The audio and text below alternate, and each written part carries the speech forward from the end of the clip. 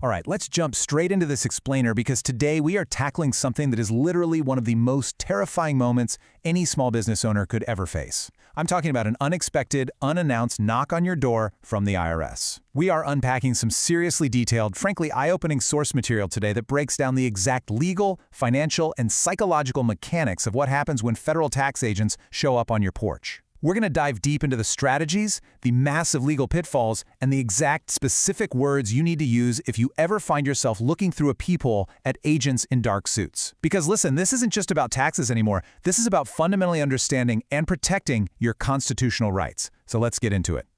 $83,400. Yeah, take a second to let that number sink in. According to our source material, that staggering figure is the massive tax liability which, by the way, included a non-dischargeable trust fund penalty that a totally polite, normal Houston business owner named Mike was hit with. And how did it happen?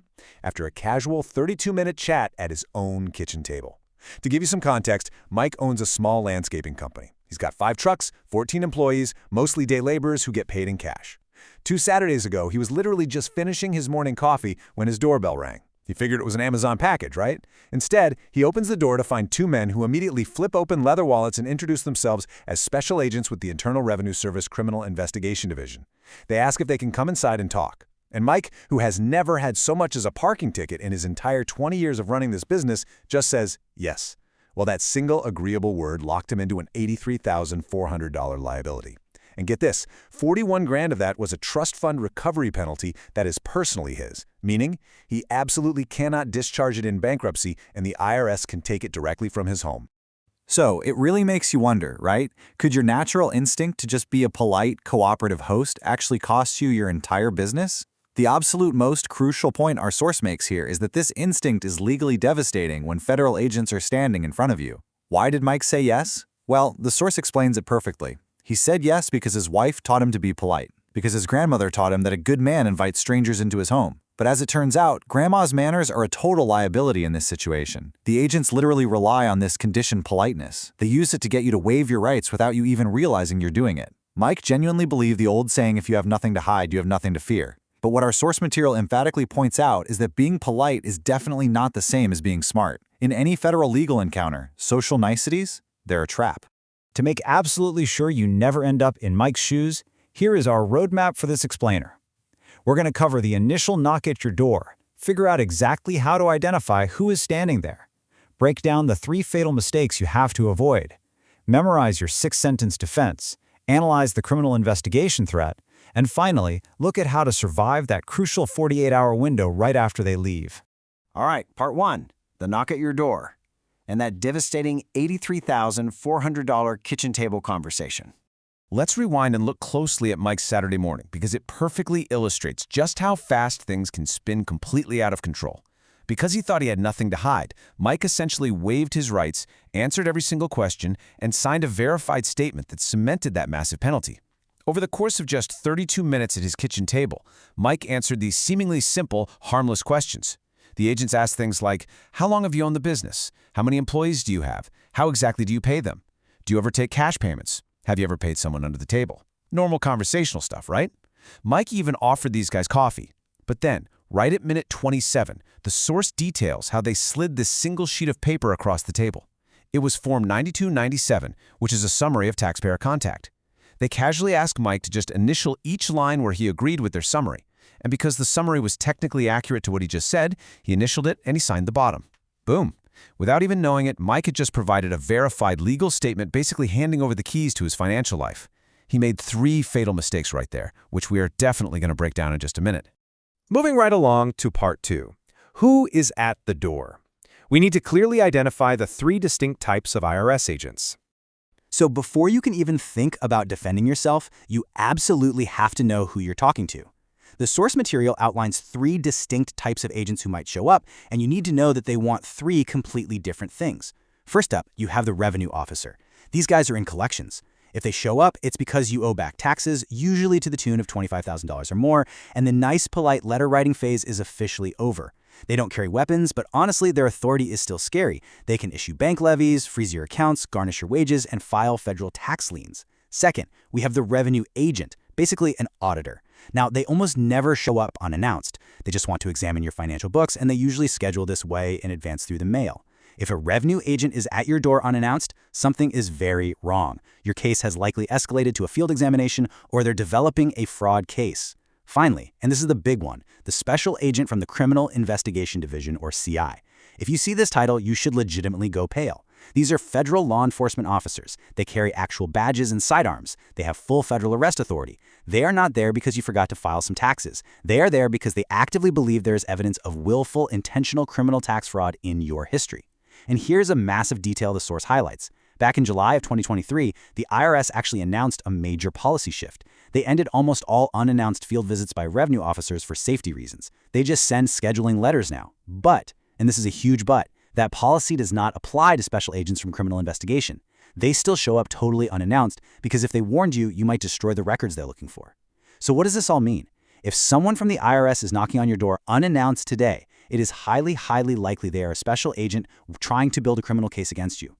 So how do you verify who is actually standing on your porch without, opening the door and letting them in?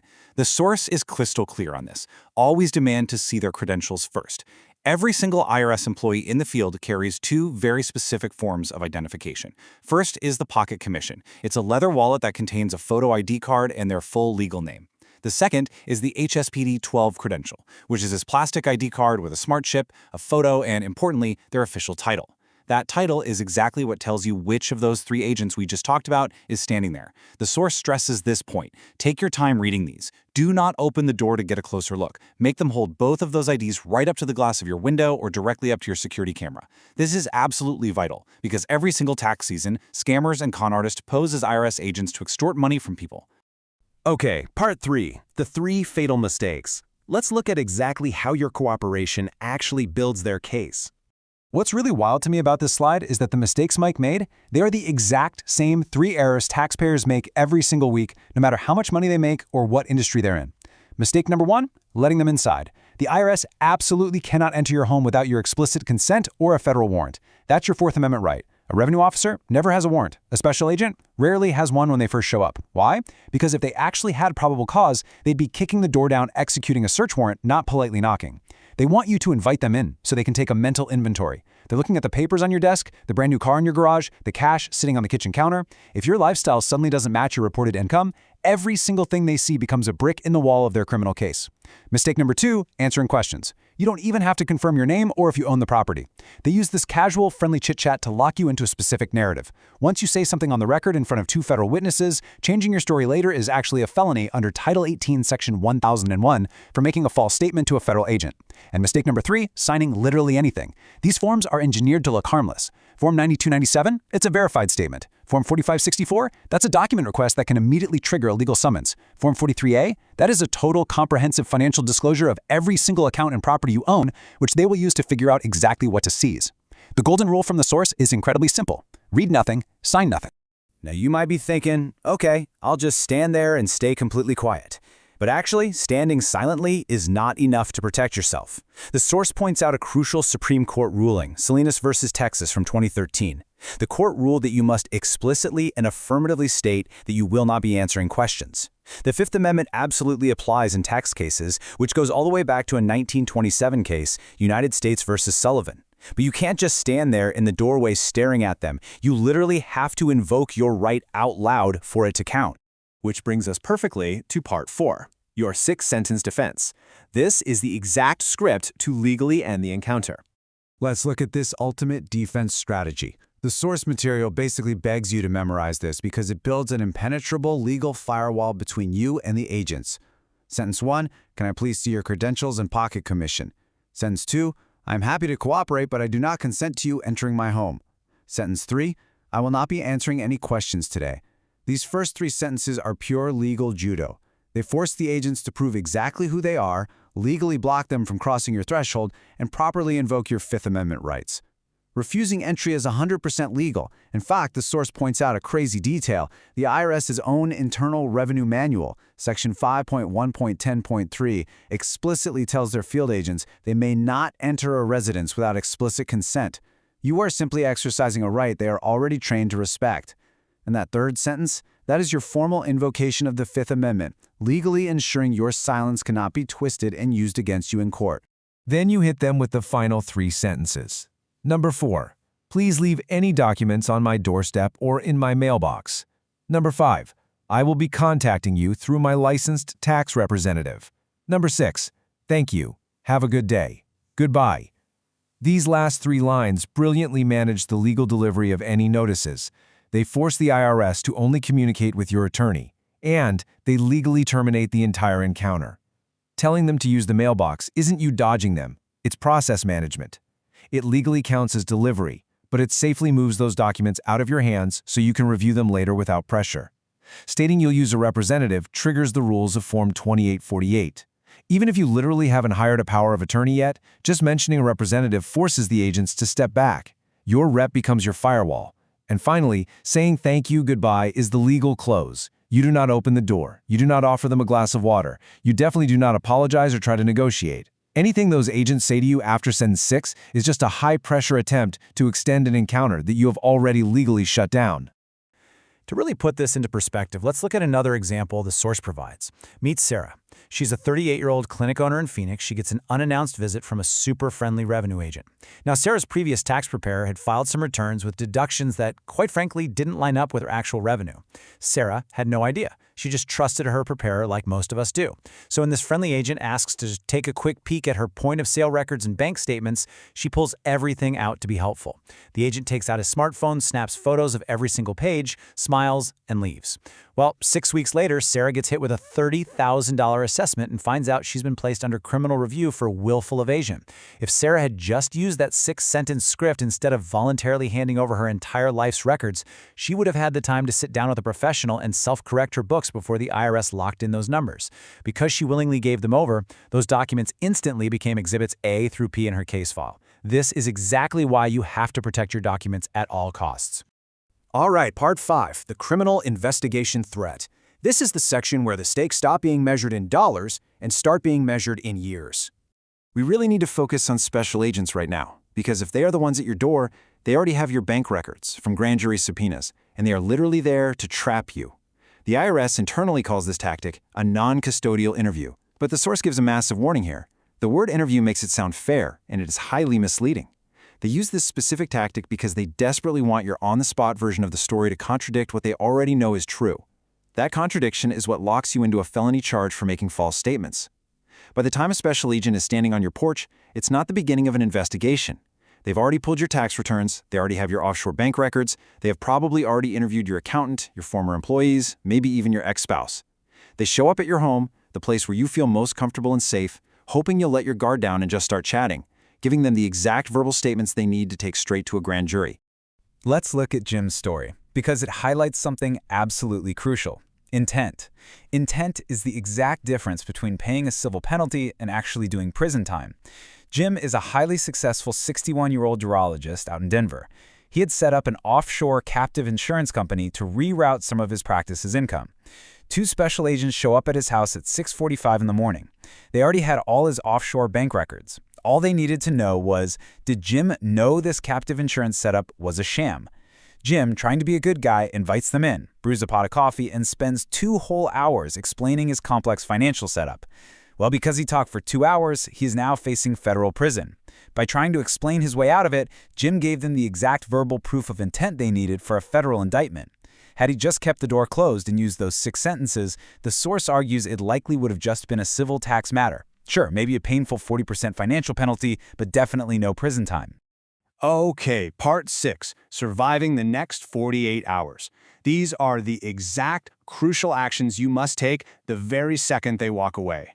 Once you deliver those 6 sentences and close your door, an invisible clock immediately starts ticking. Let's walk through this timeline because it's vital. Minute 1. Sit down and meticulously document every single thing you can remember. Names, badge numbers, exactly what they asked, and exactly what you said. Hour 1. Freeze all your data. This is so important. Once federal agents have visited you, if you panic and delete a single text message, email, or digital document, they can and will charge you with obstruction of justice. By hour 48, you absolutely must hire a professional representative, an enrolled agent, a CPA, or if it was criminal investigation, a dedicated tax attorney. Have them immediately file Form 2848 so all future communication legally has to go through them. And looking long-term, the source brings up the CSED, the Collection Statute Expiration Date. Basically, the IRS has exactly 10 years to collect and assess tax. Many of those forms they try to casually hand you are actually secretly designed to legally extend that 10-year clock. Never, ever sign an extension. The source also makes a great point here. You have to train your family and your employees. A panicked receptionist handing over a massive binder of records to a polite agent with a shiny badge is honestly the biggest source of damaging evidence. Everyone in your building needs to know. Do not open the door, do not answer questions, and only take documents through the mail. Now, let's talk about going on the offensive. If you are sitting there right now and you know for a fact you have unfiled taxes or made some massive mistakes on your returns, there's actually a way out. Coming forward through the IRS voluntary disclosure practice before a special agent is ever assigned to your file can quite literally keep you out of federal prison. The source points out that the IRS Criminal Investigation Division specifically operates this practice to encourage people to get compliant. If you proactively knock on their door first, before they open an investigation on you, you become eligible for criminal protection in exchange for fully disclosing the mess and cooperating. It's an amazing program, but listen closely. This window of opportunity slams permanently shut the very millisecond they assign a special agent to your file. Let's circle back to Mike. Remember his $83,400 nightmare from the very beginning of our explainer? Well, by immediately hiring an enrolled agent who actually dug in and found a procedural error made by the IRS, Mike managed to settle for just a fraction of that original cost. And, most importantly, he saved his landscaping business. Just 3 days after that disastrous kitchen table conversation, Mike got smart and hired representation. They filed Form 2848 that exact same day. His rep went through the file and successfully challenged that massive trust fund recovery penalty because, get this, the IRS had completely failed to send a required Letter 1153 to one of Mike's business partners. It was a pure, technical, procedural mistake on the IRS's part. But because his rep caught that error, they were able to settle the $83,400 liability for a manageable installment agreement of just $22,000. Look, Mike got incredibly lucky there, but it perfectly illustrates how fighting back with the right professional representation can completely salvage a dire situation. Because at the end of the day, the IRS is really just a massive, complex legal machine. And like any machine, the people who actually understand the rules of how it works are the ones who win. The difference between a complete financial disaster and keeping your life and business totally intact really just comes down to one high-pressure decision. When that doorbell rings unexpectedly, are you going to let them inside out of habit? Or are you going to use their own rulebook and the exact right words to keep that door firmly closed? Something to think about. Keep preparing, stay smart out there, and thanks for joining us on this explainer.